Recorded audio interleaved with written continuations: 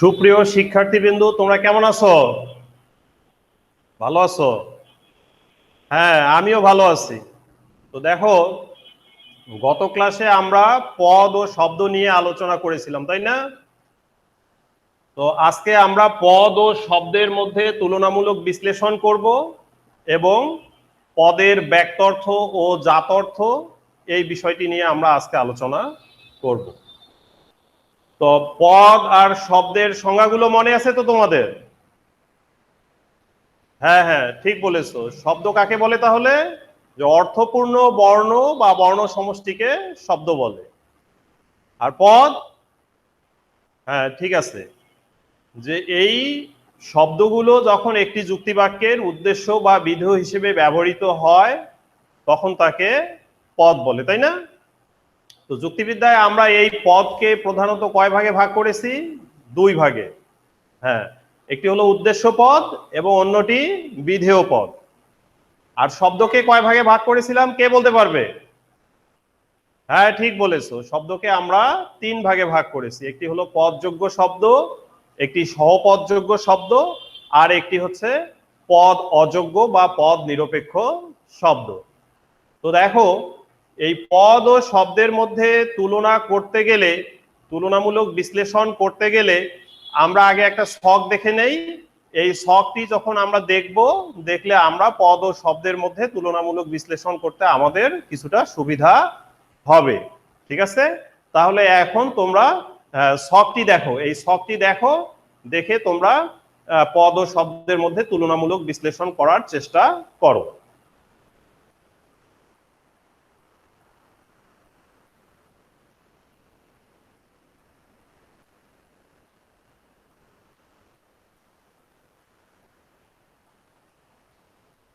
দেখো, এখানে আমরা শব্দের শ্রেণী দেখাচ্ছি। যে শব্দের শ্রেণী অর্থাৎ শব্দকে কয় ভাগে ভাগ করা হয়। একটি হচ্ছে পদযোগ্য শব্দ, দ্বিতীয়টি হচ্ছে সহপদযোগ্য শব্দ এবং তৃতীয়টি হচ্ছে পদ নিরপেক্ষ শব্দ বা অন্য ভাষায় আমরা বলে থাকি পদ অযোগ্য শব্দ। এখন দেখো, যে পদ হওয়ার যোগ্যতা রাখে, কোন শব্দগুলো পদ হওয়ার যোগ্যতা রাখে। আমরা দেখতেছি যে পদযোগ্য শব্দ এটি সরাসরি পদ হিসেবে ব্যবহৃত হতে পারে, এই জন্য আমরা এখানে টিক চিহ্ন দিয়েছি। এবং সহপদযোগ্য শব্দগুলো আমরা গত ক্লাসে আলোচনা করেছি যে অন্য শব্দের সঙ্গে যুক্ত হয়ে এগুলো পদ হিসেবে ব্যবহৃত হতে পারে। যেমন ওই যে টা টি খানাখানি আমরা বলছিলাম যে টি, এই টি যদি আমরা গোলাপ একটি শব্দ এর সঙ্গে আমরা যুক্ত করি যে গোলাপটি হয় লাল, তাহলে এই টি গোলাপের সঙ্গে যুক্ত হয়ে কি হলো? পদ হিসেবে ব্যবহৃত হলো। যার কারণে সহপদযোগ্য শব্দটিও পদ হওয়ার যোগ্যতা রাখে, এই ঘরে আমরা টিক চিহ্ন দিয়েছি। দেন দেখো, যে পদ নিরপেক্ষ শব্দ, এটিকে আমরা কি করেছি? ক্রস চিহ্ন দিয়েছি। কেন দিলাম? কারণ আমরা জানি যে উ, আ, সিসি, মরি মরি, হুররা, বাহবা এই জাতীয় যে শব্দগুলো রয়েছে এগুলো কোনো অবস্থাতেই পদ হিসেবে ব্যবহৃত হতে পারে না, অর্থাৎ এগুলোর পদ হওয়ার যোগ্যতা রাখে না। পরের কলামে আসো, এখানে দেখো দেয়া আছে পদ হওয়ার যোগ্যতা রাখে না। কে কে পদ হওয়ার যোগ্যতা রাখে না? যেহেতু পদযোগ্য শব্দ এবং সহপদযোগ্য শব্দ এই শব্দগুলো পদ হিসেবে ব্যবহৃত হতে পারে, যার কারণে আমরা বলতেছি এই দুটি শব্দ পদ হবার যোগ্যতা রাখে না। এই ঘরে আমরা কি করলাম? ক্রস চিহ্ন দিলাম। এবং পদ নিরপেক্ষ শব্দটি যেহেতু পদ হিসেবে ব্যবহৃত হতে পারে না, যার কারণে এটাতে আমরা টিক চিহ্ন দিয়েছি। বোঝা গেছে? এরপরে দেখো, সাহায্য লাগে। সাহায্য লাগে, কার সাহায্য লাগে? অন্য শব্দের সাহায্য লাগে। এই ঘরে প্রথমেই আমরা পদযোগ্য শব্দ, আমরা জানি যে এই পদযোগ্য শব্দটি এমনই শব্দ যেটা স্বাধীনভাবে অন্য কারো সাহায্য সহযোগিতা ছাড়াই পদ হিসেবে ব্যবহৃত হতে পারে, যার কারণে আমরা এখানে বলতেছি সাহায্য লাগে। এই ঘরে আমরা ক্রস চিহ্ন দিলাম, তার মানে সাহায্য লাগে না। দ্বিতীয়ত সহপদযোগ্য শব্দ, এই সহপদযোগ্য শব্দের ঘরে আমরা কি করেছি? আমরা টিক চিহ্ন দিয়েছি। টিক চিহ্ন কেন দিলাম? কারণ সহপদযোগ্য শব্দ আমরা জানি যে অন্য পদের সাহায্য নিয়েই এগুলো কি হয়? পদ হিসেবে ব্যবহৃত হয়, যার কারণে এখানে আমরা টিক চিহ্ন দিয়েছি। এখন শেষের ঘরে দেখো, যে পদ নিরপেক্ষ শব্দ, এখানে লেখা রয়েছে সাহায্য নিলেও পদ হয় না। অর্থাৎ এই শব্দগুলো এমনই শব্দ, এদের নিজের কোনো যোগ্যতা নেই, এদেরকে যদি আমরা সাহায্য সহযোগিতা করি, অর্থাৎ অন্য পদের সঙ্গে আমরা এদেরকে যুক্ত করে দেই, সাহায্য করা হয়, তারপরেও এই জাতীয় শব্দগুলো কি হতে পারে না, পদ হিসেবে ব্যবহৃত হতে পারে না। সেগুলো কোনগুলো ছিল? হ্যাঁ, এই যে উ, আ, সিসি, মরি মরি, হুররা, বাহবা, এই জাতীয় শব্দগুলো কি হতে পারে না, এগুলো সাহায্য নিলেও পদ হয় না। বোঝা গেছে? এই ছক চিত্রটি তোমরা ভালো করে লক্ষ্য করো, খেয়াল করো যে কোন শব্দটি কোন অবস্থায় থাকতেছে, পদ হওয়ার যোগ্যতা কার থাকতেছে, কার থাকতেছে না, কার সাহায্য লাগতেছে, কার সাহায্য লাগতেছে না। এই ছক চিত্রটি যদি আমরা ভালো করে লক্ষ্য করি, এবং আমরা গত ক্লাসে শব্দের সংজ্ঞা, শব্দের শ্রেণী বিভাগ পড়েছি, পদের সংজ্ঞা আমরা পড়েছি, বিস্তারিতভাবে আমরা পদ সম্পর্কে জেনেছি। এই এতটুকু যতটুকু আমরা জ্ঞান অর্জন করেছি, এই অর্জিত জ্ঞান থেকেই আমরা মোটামুটি আমাদের চিন্তন দক্ষতা থেকে উচ্চতর দক্ষতার ক্ষেত্রে আমরা পদ ও শব্দের তুলনামূলক বিশ্লেষণ করতে পারবো। তাহলে দেখো যে এখন আমরা কি করব, পদ ও শব্দের তুলনামূলক বিশ্লেষণ করব। তো পদ ও শব্দের তুলনামূলক বিশ্লেষণ করতে গেলে প্রথমেই যে বিষয়টি আসে, এই যে আমরা তুলনামূলক বিশ্লেষণ করতে গিয়ে প্রথমে যে কথাটি আমাদের বলতে হবে বা লিখতে হবে, সেটি হচ্ছে এই ধরনের যে প্রথমে তোমরা কি করবা, প্রথমে তোমরা সংজ্ঞা দিয়ে নিবা, শব্দের সংজ্ঞা দিবা, পদের সংজ্ঞা দিবা, যে পদ কাকে বলে, শব্দ কাকে বলে, তোমরা সেই কথাটি বলবা, লিখবা। ঠিক আছে? তো সেটি তোমরা ইতিমধ্যেই তোমরা শিখে ফেলেছো, আমার বিশ্বাস তোমরা এগুলো আত্মস্থ করেছো, যে শব্দ কাকে বলে, যে অর্থপূর্ণ বর্ণ বা বর্ণ সমষ্টিকে শব্দ বলে।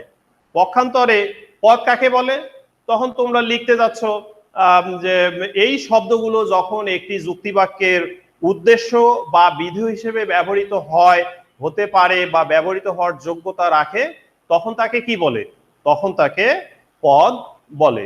প্রথমে তোমরা এটি লিখলা। তো এর মাধ্যমেই তোমরা বুঝতে পারছো যে শব্দ এবং পদের মধ্যে তুলনা করব, কোথায় কোথায় পার্থক্য আছে, সেই বিষয়গুলো আমরা লেখার চেষ্টা করব, বোঝার চেষ্টা করব। তাহলে দেখো যে শব্দ কিভাবে গঠন হলো, আমরা বলছি অর্থপূর্ণ বর্ণ বা বর্ণ সমষ্টি। তাহলে তুমি লিখতে পারো বা বলতে পারো যে শব্দের একক হলো বর্ণ। শব্দের একক কি?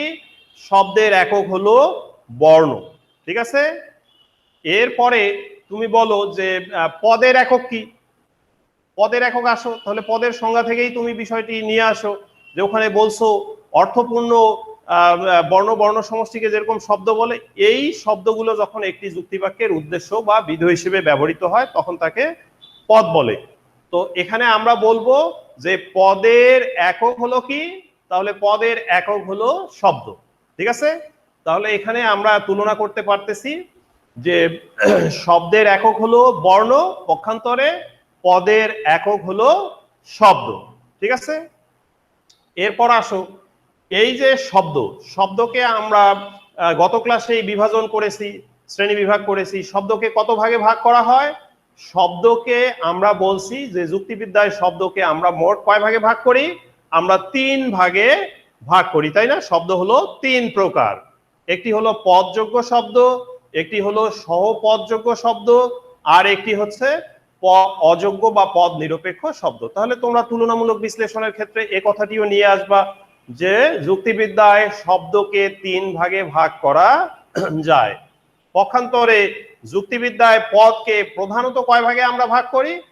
প্রধানত আমরা 2 ভাগে ভাগ করি। কি কি সেগুলো? একটি হচ্ছে উদ্দেশ্য পদ, আর একটি হচ্ছে বিধেয় পদ। ঠিক আছে? এরপরে তোমরা কি বিশ্লেষণ করবা? দেখো, তোমরা এভাবে বলতে পারো যে শব্দের মাধ্যমে আমরা কি প্রকাশ করি? শব্দের মাধ্যমে আমরা আমাদের আবেগ, অনুভূতি, চিন্তা, ঠিক আছে, অর্থাৎ লোভ, লালসা, কামনা, বাসনা, হিংসা, বিদ্বেষ, এগুলো যে আবেগীয় যে বিষয়গুলো রয়েছে, আবেগতাড়িত যে বিষয়গুলো রয়েছে, এগুলো আমরা কি করতে পারি? শব্দের মাধ্যমে আমরা এগুলো প্রকাশ করতে পারি। ঠিক আছে? এরপর আসো, তুমি পদের মাধ্যমে কি প্রকাশ করবা? পদের মাধ্যমে কি আমরা এত কিছু প্রকাশ করতে পারবো? আমাদের আবেগ, অনুভূতি বিষয়গুলো, এগুলো প্রকাশ করার কোনো সুযোগ রয়েছে সেখানে? না, আসলে সেগুলো প্রকাশ করার কোনো সুযোগ এখানে নেই। তাহলে পদের মাধ্যমে আমরা কি প্রকাশ করব? আমাদের বলতে হবে যে পদের মাধ্যমে আমরা শুধুমাত্র আমাদের চিন্তা শক্তি, আমাদের কি শক্তি, আমাদের চিন্তা শক্তিটাকে আমরা কি করব? আমরা প্রকাশ করব। তাহলে এখানে বলতে হবে যে শব্দের মাধ্যমে আমরা আমাদের চিন্তা শক্তির পাশাপাশি আমরা আমাদের আবেগ অনুভূতি এগুলো কি করতে পারি? প্রকাশ করতে পারি। পক্ষান্তরে কি? পক্ষান্তরে বলতে হবে যে শব্দের আর পদের মাধ্যমে আমরা শুধুমাত্র আমাদের চিন্তা শক্তিটিকেই কি করে থাকি? প্রকাশ করে থাকি। ঠিক আছে? এরপরে আমরা কি বলতে পারি? দেখো, এরপরে আমরা বলতে পারি যে একটি শব্দের একাধিক অর্থ থাকতে পারে। একটি শব্দের কত অর্থ থাকতে পারে? হ্যাঁ, একাধিক অর্থ থাকতে পারে। একাধিক অর্থটা কেমন? একাধিক অর্থ বলতে দেখো শব্দ একটাই, কিন্তু একটা শব্দেরই এক এক ধরনের অর্থ থাকতে পারে। যেমন কি এরকম কিছু শব্দ আছে না? অবশ্যই আছে। আমরা লিখলাম গজ। আমরা কি লিখলাম? আমরা লিখলাম দেখো গজ। এই যে গজ আমরা লিখলাম, কি লিখছি? আমরা লিখছি হলো গজ। এই গজ মানে কি? এই গজ অনেকে ধরে নেবে যে গজ হচ্ছে একটা পরিমাপের একক, যে 3 ফিটে কি 1 গজ, 3 ফুটে 1 গজ। তো এটি একটি পরিমাপের একক। আবার আমরা বলতে পারি এই গজ ও গজ, এটাকে অনেকে গজও উচ্চারণ করে। এই গজও মানে কি? হ্যাঁ, ঠিক বলেছো, হাতি। তাহলে একই বানান, একই শব্দ, দুই ধরনের কি হলো? অর্থ প্রকাশ করলো, তাই না? তাহলে দেখো গজ হচ্ছে একটি পরিমাপের একক, আবার গজ মানে কি? হাতি। আবার দেখো এই ধরনের আরো শব্দ রয়েছে। আমি যদি বলি যে কুল, আমি বললাম, কি বললাম? কুল। এই কুল মানে কি? দেখো এই কুল মানে হচ্ছে, এখন আমি যদি একটা উচ্চারণ করি যে কুল, তো এটিকে এক একজন এক এক অর্থ ধরে নিতে পারে। অনেকে ভাবতে পারে কুল মানে হয়তো স্যার কি বললো, যে কুল বড়াইয়ের কথা বললো। অনেকে ভাবতে পারে নদীর কুল বা সাগরের কুল কিনারা, এরকম ভাবতে পারে। আবার কুল মানে অনেকে কি বংশকুল, জাতকুল এরকম আমরা বলে থাকি, সেটিও ভেবে নিতে পারে। আবার এই কুল দিয়ে আর কি কোনো অর্থ পাওয়া যায়? পাওয়া যাবে কি না বলো, তোমরা একটু চিন্তা করো। দেখো, হ্যাঁ ঠিক বলেছো, কুল মানে ঠান্ডা, তাই না? ঠান্ডা। তাহলে দেখো শব্দ একটাই, এই শব্দ আমরা কি করতে পারতেছি? এক একটা শব্দের এক এক অর্থ আমরা খুঁজে পাচ্ছি। কিন্তু যুক্তিবিদ্যায় যখন কি করা হবে? যুক্তিবিদ্যায় যখন কোনো আমরা পদ ব্যবহার করব, যখন আমরা কোনো পদ ব্যবহার করব, তখন কিন্তু সেই পদটার এই ধরনের একাধিক অর্থ প্রকাশ করার কোনো সুযোগ থাকবে? এই ধরনের একাধিক অর্থ প্রকাশ করার কোনো সুযোগ থাকবে না। বোঝা গেছে? তাহলে দেখো যে যে কথাটি বলা হচ্ছে যে একটি শব্দের একাধিক অর্থ থাকতে পারে, পক্ষান্তরে যুক্তিবিদ্যায় ব্যবহৃত পদসমূহ সবসময় কি করে? একটি মাত্র অর্থই প্রকাশ করে। এভাবে আমরা কি করব? পদ ও শব্দের মধ্যে তুলনামূলক বিশ্লেষণ করব। দেখো যে এই বিষয়টি তোমাদের প্রয়োগমূলক প্রশ্ন অথবা উচ্চতর দক্ষতার মধ্যে এই প্রশ্নগুলো চাওয়া হয়। প্রশ্নগুলো আমরা চাই যে পদ ও শব্দের মধ্যে তুলনামূলক বিশ্লেষণ করো। তো দেখো আমরা জানি যে আমাদের এখানেও একটা কি রয়েছে? বাধ্যবাধকতা রয়েছে যে আমরা প্রয়োগমূলক প্রশ্নের ক্ষেত্রে আমরা সর্বোচ্চ 12 লাইন লিখতে পারি, আর উচ্চতর দক্ষতার ক্ষেত্রে আমরা কি করতে পারি? আমরা সর্বোচ্চ 15 লাইন লিখতে পারি। তাহলে আমরা নিজেরাই শুরু করব যে পদ ও শব্দের বিষয়টির মাধ্যমে আমরা মনের ভাব বা চিন্তা চেতনা এগুলো প্রকাশ করতেছি। প্রকাশ করলেও আমরা কি করতে, আমরা দেখতেছি যে যুক্তিবিদ্যায় পদ এবং শব্দকে ভিন্ন প্রেক্ষিতে কি করা হয়? ব্যবহার করা হয়। এরপরে এই কথাগুলো আমরা যদি কিছু লিখি, প্রথমে শুরু করলাম, শুরু করার পরে আমরা যদি 5টা পার্থক্য লিখতে পারি, তুলনা আমরা 5 জায়গায় দেখাতে পারি পদ ও শব্দের মধ্যে, তাহলে সেখানেই 5টা পার্থক্য 5 বার তুলনা করলে সেখানে 10 লাইন হচ্ছে। আর শেষে আমরা এই তুলনার ভিত্তিতে আমরা আমাদের শেষ বক্তব্য যেটি রাখবো সেটি আরো 2-1 লাইন হলো। তাহলে তোমার সর্বোচ্চ এখানে 15 লাইন এমনিতেই হচ্ছে। যদি উচ্চতর দক্ষতার ক্ষেত্রেও আসে তাহলে তোমরা এই 15 লাইন লিখে দিতে পারো। প্রয়োগমূলক হলে তোমরা 2-1 লাইন কমিয়ে 12 লাইনের মধ্যে কি করবা? এর অ্যান্সারটা লেখার চেষ্টা করবা। তো দেখো যে পদ ও শব্দের মধ্যে আমরা তুলনামূলক বিশ্লেষণ করার মাধ্যমে একটি বিষয় সুস্পষ্ট হয়ে আসলো যে তিন প্রকার, বা এর আগে যে আমরা ছক চিত্রটি দেখলাম তার মাধ্যমেও বিষয়টি সুস্পষ্ট হয়ে আসলো যে যুক্তিবিদ্যায় শব্দকে যে আমরা কয় ভাগে ভাগ করেছি, তিন ভাগে ভাগ করেছি। এই তিন প্রকার মধ্যে যেহেতু প্রথমটাই সরাসরি পদ হিসেবে ব্যবহৃত হয়, বাকি দুই ধরনের শব্দ পদ হিসেবে ব্যবহৃত হতে পারে না। এর প্রেক্ষিতে আমরা শেষে এই কথাটি বলতে পারি, যুক্তিবিদ্যায় সকল শব্দকে পদ বলা যায় না, কিন্তু সকল পদকে শব্দ বলা যায়। অর্থাৎ তুমি প্রথমেই তুলনামূলক বিশ্লেষণ করবা, করার পর তোমরা লিখবা যে উপরিউক্ত তথ্যের ভিত্তিতে বা বিশ্লেষণ থেকে এই বিষয়টি সুস্পষ্ট হয়ে যায় যে যুক্তিবিদ্যায় সকল পদকে শব্দ বলা গেলেও সকল শব্দকে কিন্তু আমরা পদ বলতে পারি না। এই কথা বলে আমরা কি করতে পারি, যুক্তিবিদ্যায় পদ ও শব্দের তুলনামূলক বিশ্লেষণটা শেষ করে দিতে পারি। বোঝা গেছে? এভাবেই আমাদেরকে কি করতে হবে, পদ ও শব্দের তুলনামূলক বিশ্লেষণ করতে হবে। তো দেখো এর পরে আমরা যে বিষয়টি নিয়ে আলোচনা করব সেটি হচ্ছে পদের ব্যক্তর্থ ও জাতর্থ। পদের কি?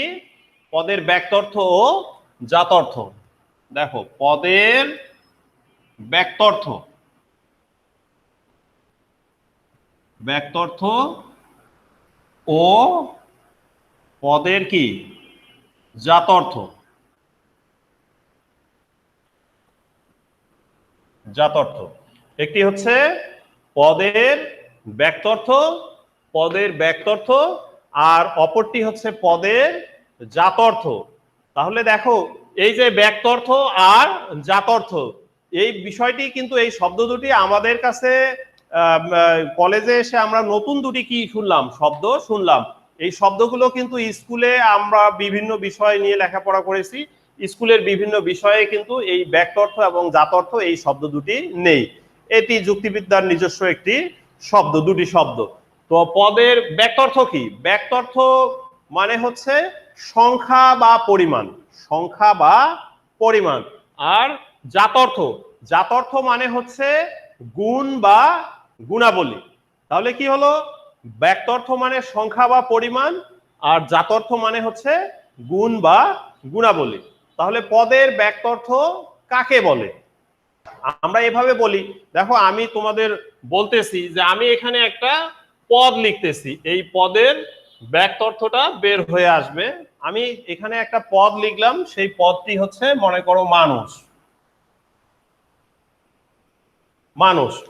তো দেখো এই মানুষ শব্দটি যখন আমি লিখলাম বা আমি উচ্চারণ করলাম, এখানে মানুষ বলতে আসলে কোন মানুষকে বোঝানো হচ্ছে? তোমরা কি বুঝতে পারতেছো যে এইটা কি বাঙালি, না এটা ইন্ডিয়ান, না আমেরিকান, না জাপানিজ, না চাইনিজ, এরকম কি নির্দিষ্ট কোনো মানুষের কথা এখানে বোঝাচ্ছে?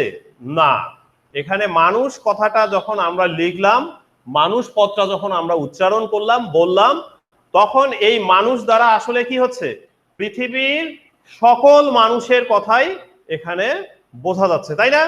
আমি বলছি মানুষ, এটা তো নির্দিষ্ট কোনো অঞ্চলের মানুষ নয়, নির্দিষ্ট কোনো শ্রেণীর মানুষ নয়।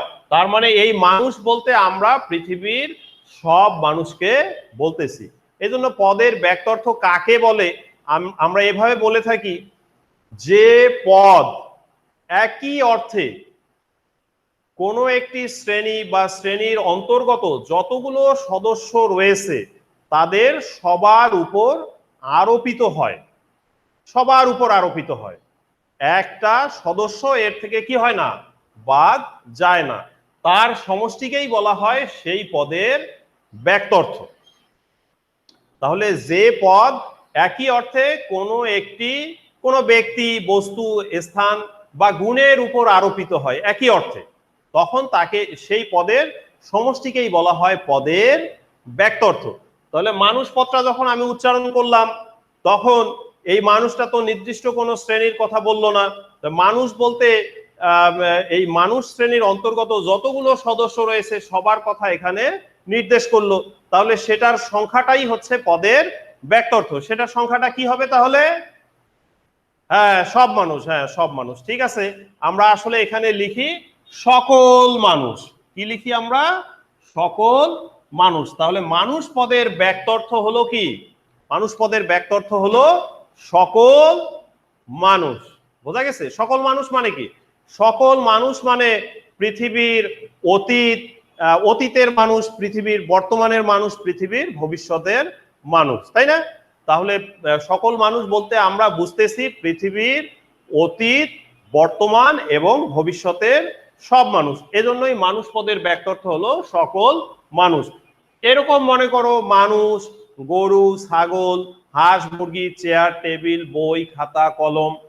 আমরা বললাম যে কলম, কোন কলম? তার মানে পৃথিবীর সব কলম, সকল কলম। বই, সকল বই। গরু, কোন গরু? যে বাংলাদেশি গরু, না ইন্ডিয়ান গরু, না নিউজিল্যান্ডের গরু, না অস্ট্রেলিয়ার গরু? এরকম তো কোনো বোঝা যাচ্ছে না, যাচ্ছে কি না? আমরা বলছি শুধু গরু। তার মানে গরু, এই পদটা উচ্চারণ করা মাত্রই এই শ্রেণীর যতগুলো সদস্য রয়েছে সবার উপর এটি সমানভাবে আরোপিত হচ্ছে। তাহলে এই গরু শ্রেণীর সমষ্টি, তার মানে সকল গরু, এটি হচ্ছে গরুর ব্যক্তার্থ। ঠিক যেমনটি মানুষ পদের ব্যক্তার্থ হলো সকল মানুষ, ঠিক আছে? এই সকল মানুষ হলো মানুষ পদের ব্যক্তার্থ। তাহলে বোঝা গেছে ব্যক্তার্থ হচ্ছে কোন পদের কিসের দিক? সংখ্যা বা পরিমাণের দিক।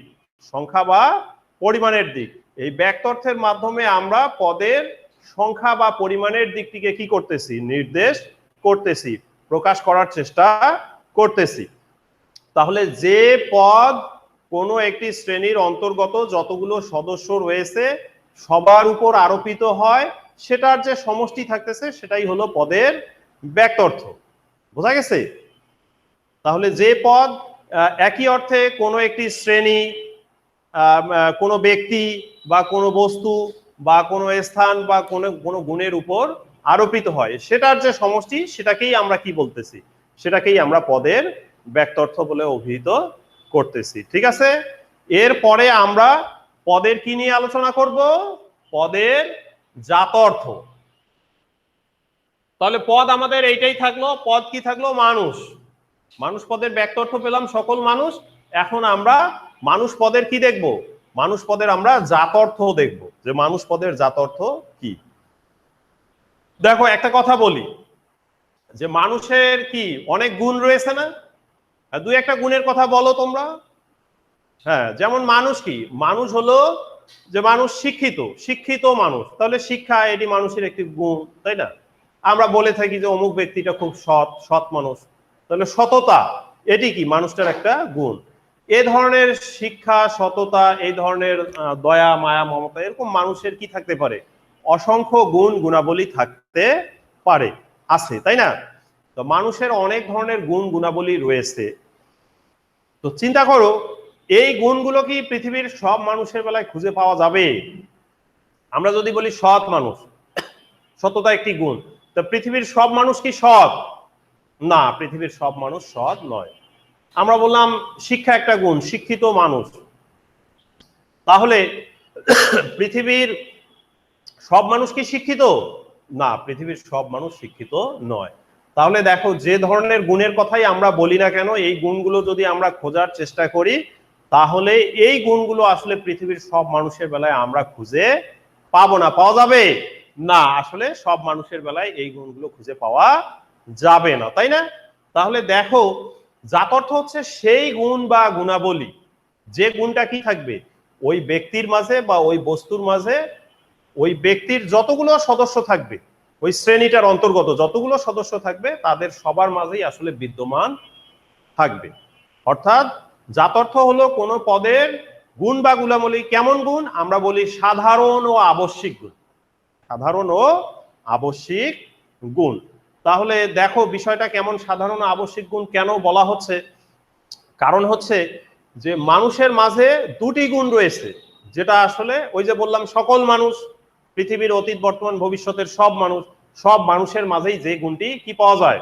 খুঁজে পাওয়া যায়। সেগুলো কি কি? সেগুলো একটি হচ্ছে জীববৃত্তি, আর একটি হচ্ছে বুদ্ধিবৃত্তি। জীব বৃত্তি প্লাস বুদ্ধিবৃত্তি। এই গুণ দুটি হচ্ছে মানুষ পদের কি জাতর্থ। একটি হলো জীববৃত্তি আর একটি হচ্ছে কি বুদ্ধিবৃত্তি। এই জীববৃত্তি এবং বুদ্ধিবৃত্তি এই গুণ দুটি হচ্ছে মানুষ পদের কি জাতর্থ। এগুলো হচ্ছে মানুষ পদের সাধারণ গুণ এবং আবশ্যিক গুণ। দেখো জীববৃত্তি গুণটি হচ্ছে আমাদের সাধারণ গুণ, যার জীবন আছে তার জীববৃত্তি রয়েছে। এটা শুধু মানুষ নয়, যারই জীবন আছে তার কি রয়েছে জীববৃত্তি গুণটি রয়েছে। এবং আমরা যে মানুষ, আমরা যে সৃষ্টির সেরা জীব, আমরা যে আজকে অন্যান্য প্রাণী থেকে জীব থেকে আমরা পৃথক স্বতন্ত্র এবং নিজেকে আমরা শ্রেষ্ঠত্বের মর্যাদার দাবিদার মনে করি, আমরা বলে থাকি মানুষ হলো সৃষ্টির সেরা জীব। তাহলে মানুষ যে সৃষ্টির সেরা জীব কি জন্য? এই জীববৃত্তি গুণটি সব জীবের মাঝেই রয়েছে, কিন্তু মানুষ সৃষ্টির সেরা জীব ভিন্ন একটি গুণের কারণে, সেটি হলো বুদ্ধিবৃত্তি। এই বুদ্ধিবৃত্তি গুণটি হচ্ছে মানুষ পদের কি গুণ? এটি হচ্ছে মানুষ পদের আবশ্যিক গুণ। বোঝা গেছে? এটি মানুষ পদের আবশ্যিক গুণ। তাহলে জাতর্থ কাকে বলে? আমরা বলবো যে গুণ বা গুণাবলী কোন পদের সাধারণ ও আবশ্যিক গুণ বা গুণ সমষ্টিকে নির্দেশ করে তাকেই বলা হচ্ছে সেই পদের জাতর্থ। তাহলে এখানে জীববৃত্তি একটি গুণ, বুদ্ধিবৃত্তি আরেকটি গুণ। এই জীববৃত্তি এবং বুদ্ধিবৃত্তি এই গুণ দুটির মধ্যে জীববৃত্তি হলো মানুষ পদের সাধারণ গুণ এবং বুদ্ধিবৃত্তি গুণটি হলো মানুষ পদের আবশ্যিক গুণ। তাহলে এই জীববৃত্তি আর বুদ্ধিবৃত্তি যেহেতু মানুষ পদের সাধারণ ও আবশ্যিক গুণ, কাজেই এই গুণ দুটি হচ্ছে মানুষ পদের কি জাতর্থ। ঠিক আছে? এজন্যই আমি এভাবে বলেছি যে গুণ বা গুণাবলী কোন পদের সাধারণ ও আবশ্যিক গুণ বা গুণ সমষ্টিকে নির্দেশ করে, প্রকাশ করে, তাকেই বলা হচ্ছে সেই পদের জাতর্থ। বোঝা গেছে? এটি হলো পদের ব্যক্তর্থ ও পদের জাতর্থ। তাহলে মানুষ পদের ব্যক্তর্থ হচ্ছে সকল মানুষ এবং মানুষ পদের জাতর্থ হচ্ছে কি জীববৃত্তি ও বুদ্ধিবৃত্তি। ঠিক আছে? তাহলে দেখো এই জীববৃত্তি এবং বুদ্ধিবৃত্তি মানুষ পদের সাধারণ আবশ্যিক গুণ হলেও মানুষের যে ব্যক্তর্থ আর জাতর্থ এই দুটি বিষয় রয়েছে। তাহলে এই যে কোনো পদের এই ধরনের থাকতে পারে ব্যক্তর্থ জাতর্থ। আসলে সব পদের থাকবে না, কিছু কিছু পদ রয়েছে যে পদের হয়তো শুধু ব্যক্তর্থ তোমরা খুঁজে পাবা পরবর্তীতে। কিছু কিছু পদ রয়েছে যে পদগুলোর শুধুমাত্র আমরা কি খুঁজে পাবো জাতর্থ খুঁজে পাবো। আবার কিছু পদ রয়েছে যে পদের ব্যক্তর্থ ও জাতর্থ উভয় দিকটাই আমরা কি পাবো সন্ধান পাবো। যেমন আমরা মানুষ একটা পদ নিয়ে আলোচনা করলাম, এই মানুষ পদের আমরা ব্যক্তর্থ খুঁজে পেলাম সকল মানুষ, এবং মানুষ পদের জাতর্থ আমরা খুঁজে পেলাম জীববৃত্তি ও বুদ্ধিবৃত্তি। ঠিক আছে? তাহলে এই যে ব্যক্তর্থ ও জাতর্থ, এই ব্যক্তর্থ পদের ব্যক্তর্থ ও জাতর্থের মধ্যে একটি সুগভীর পরস্পর নির্ভরশীলতার কি রয়েছে সম্পর্ক রয়েছে। আমরা আগামী ক্লাসে পদের ব্যক্তর্থ ও জাতর্থের মধ্যে যে সুগভীর পরস্পর নির্ভরশীলতার সম্পর্কের কথা আমরা বলবো, সেই সম্পর্কের বিষয়টি নিয়ে আমরা আলোচনা করব। তবে আমরা অনেকে বলে থাকি যে পদের ব্যক্তর্থ ও জাতর্থের মধ্যে আসলে বিপরীত ক্রমে হ্রাস বৃদ্ধির কি রয়েছে সম্পর্ক রয়েছে। এই সম্পর্কের বিষয়টি নিয়ে আমরা আগামী ক্লাসে আলোচনা করব। তবে আজকে যতটুকু আমরা জানলাম শিখলাম যে পদের ব্যক্তর্থ কি, পদের জাতর্থ কি, মানুষ পদের ব্যক্তর্থ বা জাতর্থ কোনগুলো, এবং পদ ও শব্দের মধ্যে যে আমরা তুলনামূলক বিশ্লেষণ করলাম, এই বিষয়টি তোমরা বাড়িতে বই খুলে তোমরা আত্মস্থ করার চেষ্টা করবা। কারণ এই বিষয়গুলো কিন্তু যুক্তিবিদ্যার মৌলিক বিষয়, এগুলো পরবর্তীতে বিভিন্ন তোমার চ্যাপ্টার যখন পড়তে যাবা বিভিন্ন অনুচ্ছেদে এগুলো কিন্তু তোমাদের কাজে আসবে। বোঝা গেছে? তো আজকের মতো এ পর্যন্তই। তোমরা সকলে সুস্থ থেকো, ভালো থেকো।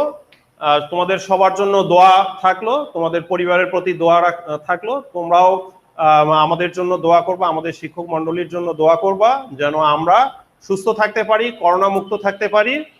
ওকে, থ্যাংক ইউ।